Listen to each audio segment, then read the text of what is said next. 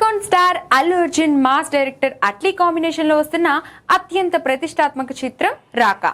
ఇటీవల విడుదలైన first look poster తోనే సంచలనం సృష్టించిన ఈ సినిమా బడ్జెట్ మరియు నటీనటుల రెమ్యునరేషన్ కు సంబంధించిన వివరాలు సోషల్ మీడియాలో హాట్ టాపిక్ గా మారాయి. ఈ సినిమాను ప్రముఖ నిర్మాణ సంస్థ సన్ పిక్చర్స్ భారీ బడ్జెట్ తో నిర్మిస్తుంది.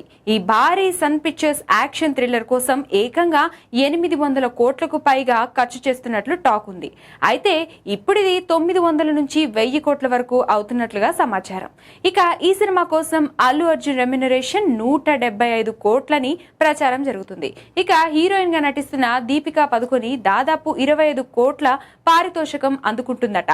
అలాగే కీలక పాత్రలో నటిస్తున్న రష్మిక మందన రెమ్యునరేషన్ దాదాపు 5 నుండి 7 కోట్ల వరకు ఉంటుందని అంటున్నారు. మొత్తంగా చూసుకుంటే రాకా భారీ బడ్జెట్ తో ఎక్కడ కాంప్రమైజ్ కాకుండా తెరకెక్కుతుంది.